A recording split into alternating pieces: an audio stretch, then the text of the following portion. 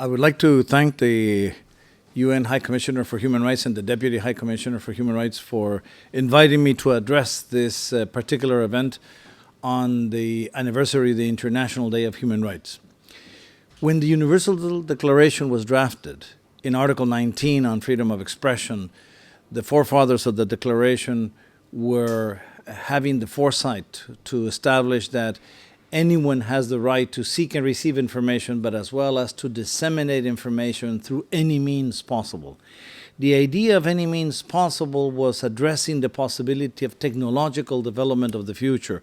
In 1948, they had no idea that internet was coming as a social means of communication, and that other mobile telephones, messaging, and other forms of communication would develop.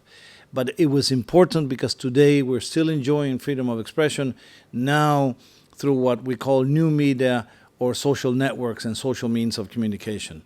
This is very important because what really this leap means is that every person in any corner of the world can now have a chance to be heard worldwide in real time. But not only in a one-dimensional way of communication, but in an interactive form of communication. So this has not only become a major element of exercising freedom of expression, but becomes a major element in democratic participation as citizens in their own nations, but as well as within the international community. This is something that many political leaders still find hard to assimilate, and this is why we're confronting still many sanctions, the criminalization of bloggers who are put in jail, or the sanctioning, the blocking and filtering of internet services, or the closing of mobile telephone services, or the closing of community broadcasting and community radios and television.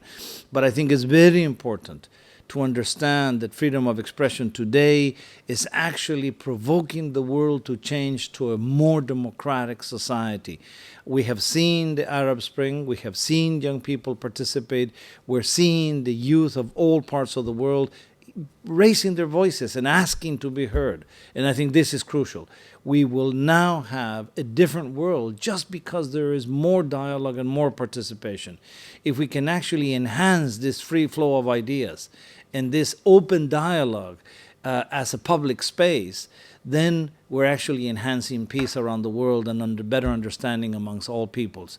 I think this is crucial, and this is probably the main meaning of this celebration and this anniversary of the International Day for Human Rights.